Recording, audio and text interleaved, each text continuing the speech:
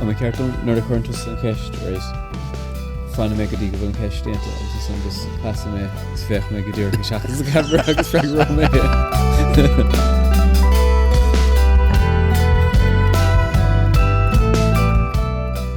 Nes am chuideada tá an Creaildor, Commodore agus Ceoltóir Neil O'Brien. Fáil se rud, Neil? Gur má go a héimi stress féin seo agus gur má go as deis gach le lortlam. Well, táid an seo le Lord go fórhór faoin EP uair fara. Sinné. Tá sontasach go féarnach mar bhfuil sé difriúil ó na halbam eile tá seoltar go dtí seo ní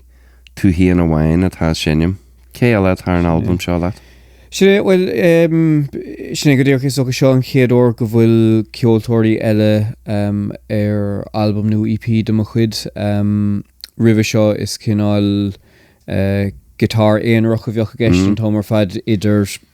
ceol nua chumtha nó i gás tobar sin an EP ribh an gceann sa bin díirthe ar cheol tradiisiúnta ach é cinál nua chóirithe don gitar éonar. Ach leis an gceann sa bhí sé mar cinál sprucha gom agus mar me gom rud ag an písbeag difriúil a dhéanamh is dóchan ar a bhím héin a chum a ceol ní bhím i ggéisiú leis an gheol atá me cheol ní bhím i ggéisiú leis ólas gur ar orla se bháin atá sé bhím cinál a saoú orla sí agsúla agus bhí an tá orm gur gohóras takeíocht ón gár le líon an sá thuig le EP a chuir le chéile sin farda agus mar chud sin an son bheocht deise gom duineú bart a thuirtaisteach ar gach órán. So na daine atá a seint ar na tracna lom. Brehan sé ar an track I héan tá drumador ón darbanam Glenn Wellman as an Africas tá sin is lonathe I London agus is ceoltóir seisiún atá ón sé sin le an ná raibh agus nachfuil fósa so ná raibh aithna cearta go méir ribh an tionscail ach bhí fórsa amach gur raibh anna thóir air mar ceoltóir seisiún agus an difriad ar beidir ceoltóir seisiún agus ceoltóir mar bhol de bhanna difriadtá ná go banús raithí mise go dtí an ceoltóir seisiún agus deir mé go dtíir chattá bhfuim agus clúdín se sin na rudí atá le déanamh bhí cinál drumador tán agus bhí cúpla cinál pátrún banúsach déanta amach le amach gom dó ach ní bheith géirí go glasise céine na cinál pátrún go banúsach le mé amach mar nuair a chuúla mé médaíon sesin ar na trena bhí sesin ar gá trek an son agus ní bhain gur chuir sé go mór leis an trechnach tá siad mar chuid lánach don trek. Well sin chud den próses sin cibí tá barrel agad sa cén rihim ar bhile a cé tú an ceoltóir a thuirtaisteach leis sin rihim sin a chur ar tafad dit. Go dtíireach agus bhí sé samúldamsa mar séanam héan an gitar an dord agus písa de piano agus sin cinál fé mar bhí sé le amach ar an dá órán sin tá gealúnón agus sin an chéad trek agus an tríú ceann ná príachán agus tá sé ar sin chuma ach ní héon drumador mé ná béir agus leis an dá trek eile bhí violin agus cello airt agus ina nó nach fearlam na hála sí sin a haint ach an ord is orla sí srange iad. Tá cinálinn san dóin sin hena féin agus mé seint an gitar sa bhéad go bhfuil go mí a swinine bhéir sais nótaí agus scáile agus rudí mar sin gas dromides is rud omláin eile ar fadé sa cá seo péisce le agus cinál an béim omláin ar an ridum. So hí sa deangháil leis sin agus bhí sa deangháil le Bert Darbanam Severn duo agus tá siad san lonathe is asanna chum agus iad san a chlúdaigh an cello agus an violin I gás báisteach sin an tarna trek ar farda agus an ceann déirnach an son baid bhí violin ar sin chumach má le a gotar. So is tócha Taobh má díamsa bhí trúr eile ar an EP ach bhí sé mar cinál spruc agus plán gom sais le nótaí le amach dómh agus iad a thuirtaisteach mar cinál ceoltóirí seisiún. Dúirchan dúláán a thuirt am héin agus. Well sin an céas a bhíogam an tosa a scríú a an písa da an óran agus thug tú as ceoltóirí session an trúracha nó bhí sé a féimniú mar ceoltóirí session. Cé a Jackars tá sin ditse na PC ceol sin le go scríú le chéile go háirithe ar le sin nach bhfuil tosa clachtaí le bheith sinne. Seo tá sé cinál brean sé ar an lá agus de fá sinne ar áfik beidir Commodore chumad orintanta chuirm banústa órán le chéile taobh sig de cúpla neomad nó cúpla clé agus tá sé nach mór ón mar órán hen féin orintanta tógann sé na míana nó na blianta fiúháin. Bhí sé cinál mar na ggéine leis na thuirlaisí seo ní hainm féin iad ach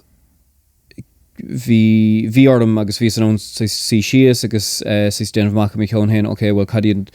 na bon nótaí nó na nótaí is ísle gur fér le a bhaint amach as an orlis go héasca gan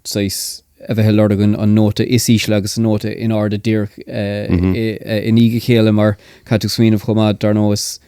duine atá seint na háirlaise ach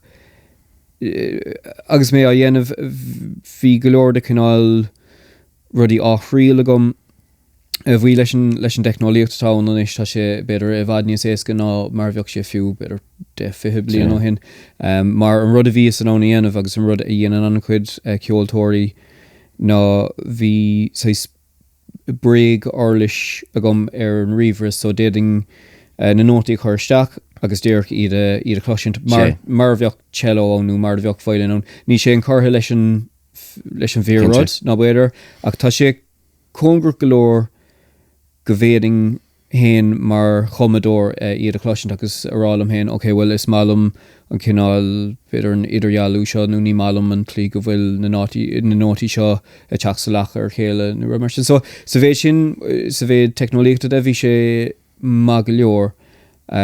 ó héamh mar frois Commodore de hí sé má go leor, bhí sé dechar orintanta ach bhí sé mar pí a sprí chumá bhfuil is fiú an dúchláin sin agus bhí gom goming brasástan ar bhí sé déanta goming broúil agus garfrada agus mé an ón ará bhfuil mi sé chum chéon rud ar an EP sin agus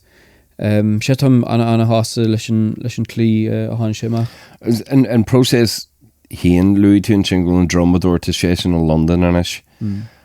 Anrú sé bhil ag an seo le chéile in sa stúdiorú deise go sí le chéile agus an ceáil a chhlaachtaí os a hafad nó an nearna sibh sinna le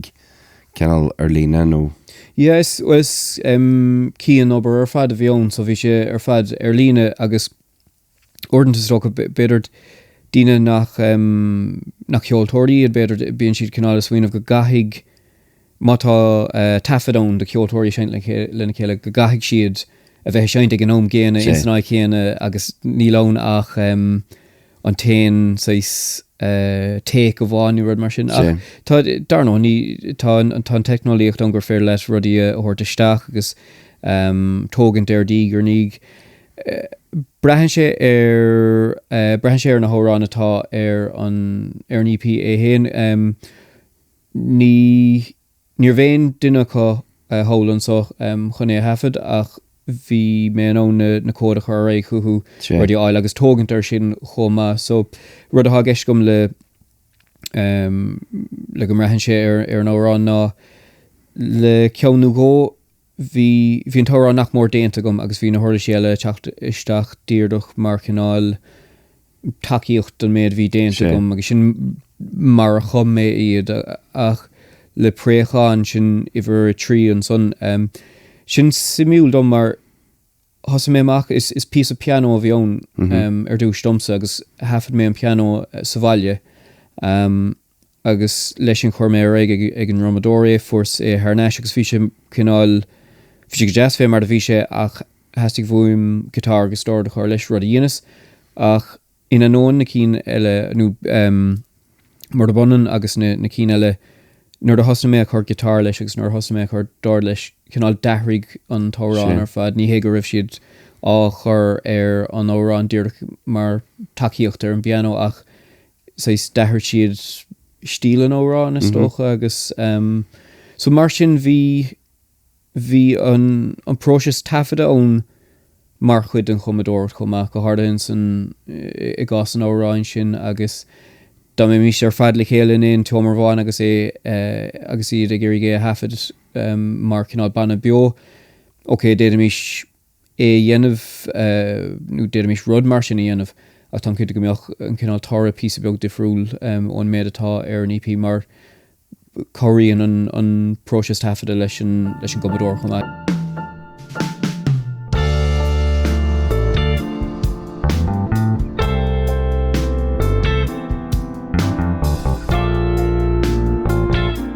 Stothe fásta nach bhfuil an saoire céine ag ceoltóir éanaach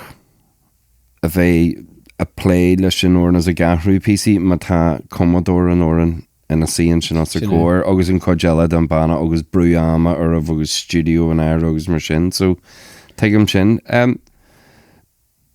rú téama ar leith a gceist leis an EP seo Bhí téama ón sa bhéad is go raibh sé beidir cinál inmhánach mar téama agus an rud atá gceiste gom leis sin ná ní hé gur thugra mé go rás a géir EP a dhéanamh fé ábhar le nó fé smuoinehar le nó éonar mar sin an rud bhíon ná go rás a géirigh dhéanamh díreachar bhatha forbort dhéanamh ar mar chéir féin mar cheoltóir so bhí cinál inmhánach sa bhéad sin sin an cinál téama a bhí i ceann le cinál all téama I gás an EP is dócha in ardéir of nafhuiléon rud mar sin ach go bháin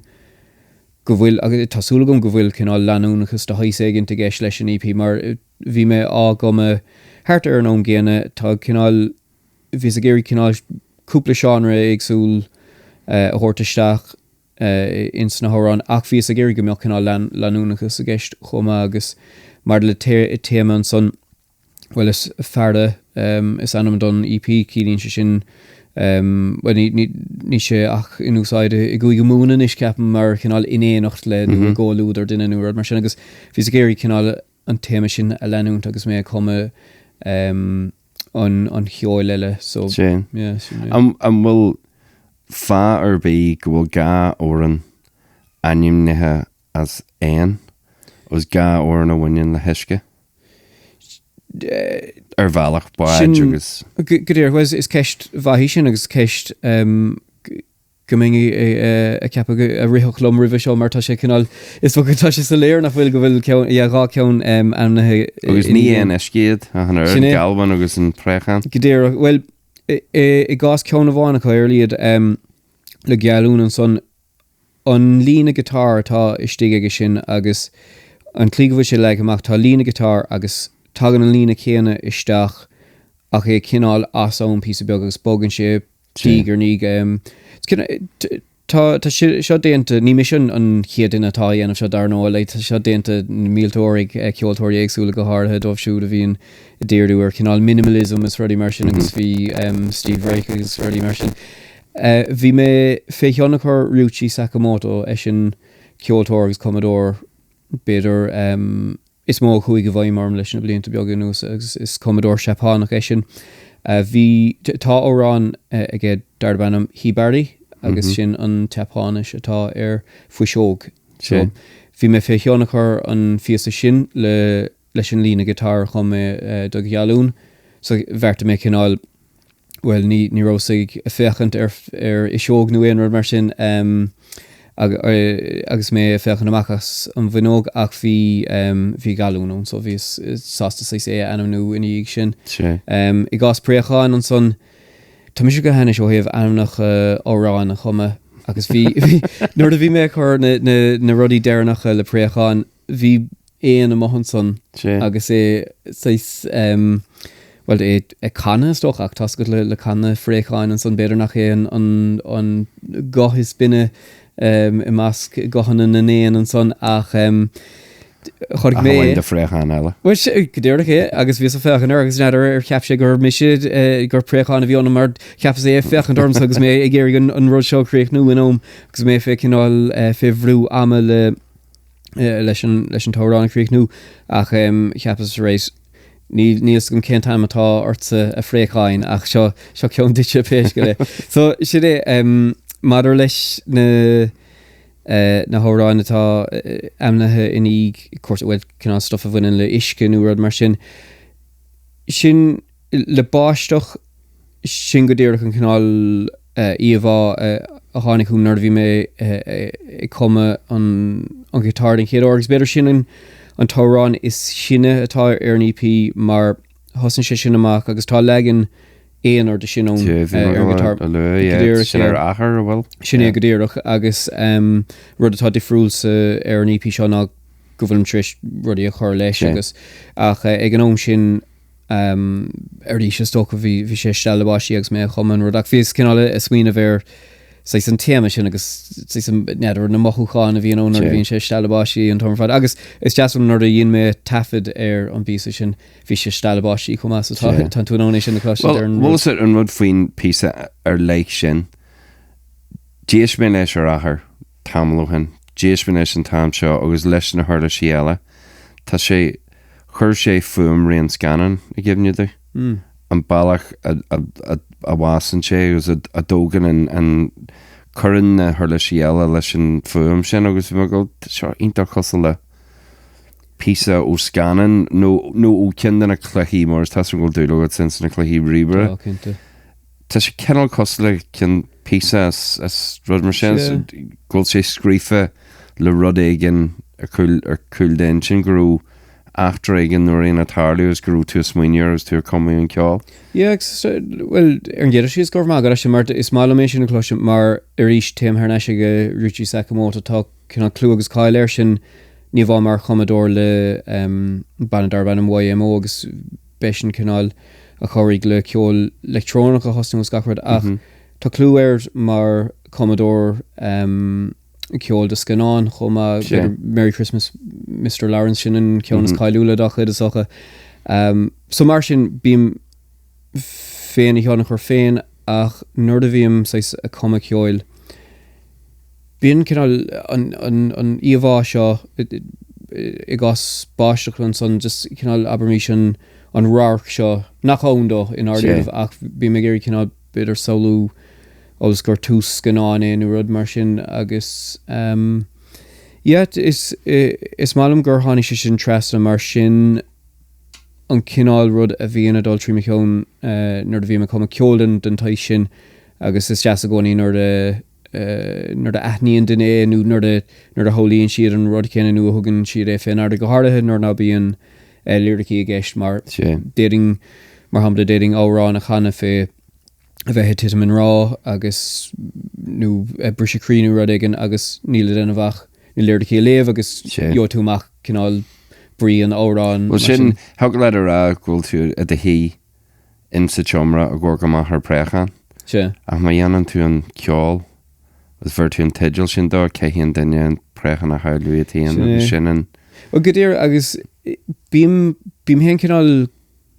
brehan sé ceochtach domsa anamach chur ar órán a gcóí agus níor bhethe éon cinál rud ard nóach nó éonar mar sin ach tá sé cinál ordente tá sé deachar dom focail bháin a dhéanamh den íomhá sin atá i ceann ach ag an géine is bralam an rud atá le ceol gan focail agus gan lyricí an rud is bralam fé sin ná gur féidir le dinar be éisiach le well is sa cá seo abrís éisiú le árán ar farda agus déidir rud ag an omlan ile hóú agus beidir ceangalíon bh leis an árán sin agus gombeoh sé tácht dómh agus iad in áit éigen eile agus iad a géis leis an árán sin agus beidir gionúpla blion éisi si sér leis an árán sin agus saolíonn siad rudí ná ri lomsa in éair agus mé a chuman rud beidir go bh sin níos éasca le ceol orlaise mar níl tú cinál sáthe seach in ábhar ar lehan son man bhfuil lyricí agus man bhfuil fá. Fiúin sin méastan tú sér leis blian nó gána é agus spragann sé cehne ón céadúir sé dobar an óran bhealach ag ginnig level ag an dobar sé mar cimhníonn túr an chéad cimhne sin bed bhealach nach neanan ceol le lyricí na lyricí. Agus darno is dócha chumá gas lyricí ní gotí leis na blinta beaggan nuas go rómar nó na lyricí a chinú ar an idirlínas radio is cuoin lána chud a gine trocha a bheith fása iníos agus lyricí a bhí omláí ceart arrás bhí fé á déir sé sin hardún chumá is tócha agus béidir défáid cinál iad a cheangal le pétréh se go raibh tú i de héile an om sin, so ní chaithe sé bheith cho rion sin a socha gasnirchaí agus ceanglann sé le teanga a bhain well sin fér go ddéireach ceol gan lyricí rud idirnáisiúnta atá go ddéireach agus bhí sé beidir níos éasca é cinál dola gionn ar an órán sin dá bhar man bhfuil tú nó dhearmadú bhfuil sin tá sé deanga nach dagan tú Tá sin níos fosa go ddíireach chur letíh agus gan smuinneir. No an tíim le agus na rudí atá cinná simúil fé sin na stócha agus a ríis be bháinní cinná le swinoine bhfuil cin cross a bhíon ar cheoltóir do ghuiine nach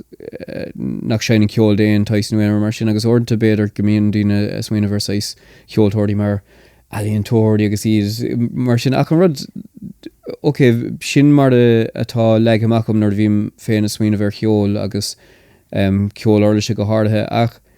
tá beidir míú níos siimplí le déanamh chumá ar an chúis nach míon líordaí imime chuid ceol féin godí seo péisce agus sé sin rá na fuil an chumas a gom le líordaí maithe scríomh go fáil nílam rómhaí canna darlumm héin so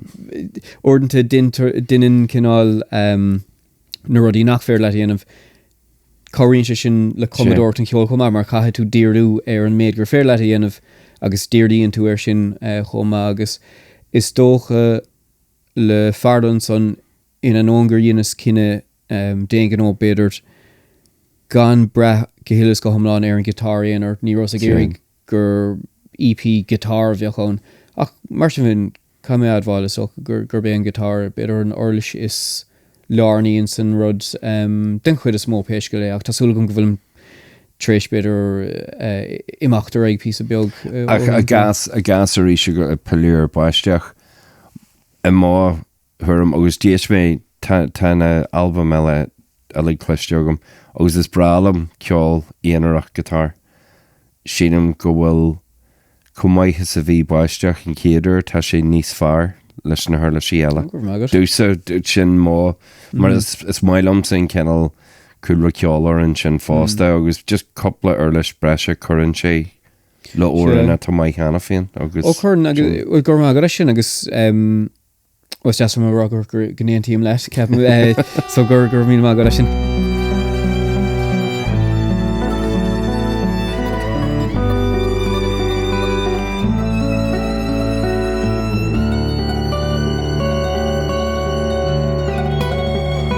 Is fiúil lua ar an buinte chuma tá bhí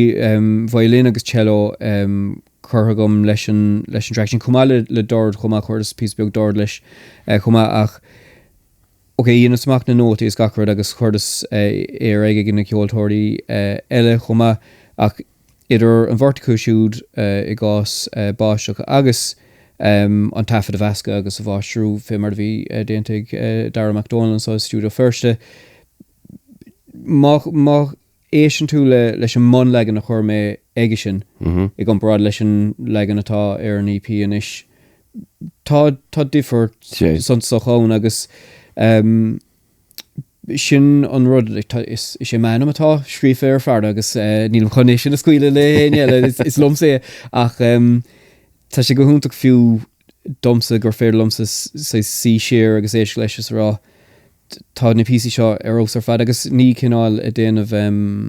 ní go bhfuil a chur ceann mór orm hen is a bhhuiile leis an ceoltóir eile tháinig isteach agus dtíine a choirlumm ar an slí so is cinál tionscail níos a bhó a bhí in san ceann sa bhéad gorás a brethir chuoine eile chumá agus bhí sin cinál nuair is am go dtí gorás a dhéanamh gorás cinál beidir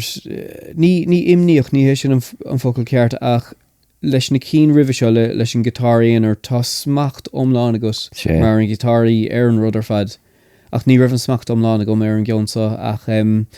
agus mé fechan le tarda na hibran son is jaaslam ná raibh an smacht omláin go mar fórs rudaí ó chuoine eile ná bing an ón a dhéanamh mé hen. An dóile ag pointir bí gur chuir sin isteachart ar bhealach gurú daoine eile a gathhrú. Is do chud ceol. Níor chuir sa cá seo ach seans go gcuirech dámbeoch beidir dámbeoch banna ceol i gceisnú níos gom is socha go mén cinál ag éirigh me lordaigh féin a chorón ach rudtán an cinál tionscail atá gceis ansá is tionscail fé man an féin atá gceis agus hiig na ceoltóirí eile go raibh ar teachtasteach mar ceoltóirí seisiún fé mar há déanta gomsa le tionscail eile agus tuigeann tú mar cheoltóir seisiún an san is fér le chur leis an rud ach tá tú á dhéanamh ar bhathe fís chuine eile sa bhéis sin agus ar an món sin beidir go raibh sin níos éasca dom gan well han sé amach díireach mar grós asú leis péisce le ach neidir an meascán idir cinál well áp ach go príomh commas na níine eile bhí gceis leis an rud ach is ook kom alle sin wie is gom ó hef an cheolde ó hef na noti de vi canal is gom godéire kan rud a view agus vi an own sin a víú ar fad lo agus vi si ar fad ro sé á chur sé an dafid mar sceart an son yes vi si go ma. An bhfuil sé ar an insin nó a fláán agad ceol chum a thurbí a hinnim boníthe ar an EP áirithe seo agus má tá sin a ggéist agad ar bhaile na ceoltarí session sin a thuirteéis nó an méthe gobar le daoine éitiil an seo mé firste. Ja bhil ceantas na feibanna a chrothíonn an próise seo dom an tlí gur hafid mé an EP agus rud náirilm gotí go raibh sé déanta socha ná feoh sé riachar gigi an leis na ceoltóirí chéine a bhí páirtegann san rud agus leis sin tá mé hen cinál déanamh cúpla rud ar gach rion chuma agus leis sin tan tú ag géirí ceoltóirí eile thuirteach chuní sin a chlúdaach ag gnom déad fí a dhéanamh dar nó bhrála mé a dhéanamh a níhé nach fuil sé simime gom in san rud ach bheoh sé béidir níos a bhó mar thionscail ná gnáí do chuid an san. Chomáile sin is dócha go bhfuilm gur tionscail tafada bhí ón sin an cinál tionscail bhí i me cheannú bhí sé gobar ar agus é cinál a pleicíocht agus é gobar ar rudí instant studio agus ar cinál ar an ríomhre gan a bheithe smína bhéir well má dhéana mé seo chuna síanaing é seo bio agus de an ná ní mis sin agus déad fá le an bio dhéanamh de ach seo an chéad ó riomh gur hála sé sin dom agus níor dhéanaan sé cinenne go darló sé sin hála sé gorás níos mó díirthe ar stuff studio seach a stuff bio agus mar sin nílam tris mór an cinál smuoinmh nó beidir nílam tris cinenne dhéanamh ar go fáil ach bhing den tornam beidir má dhéanam cúpla gig le farda be cúpla rud eile a teachta seach chumáú is cinál rud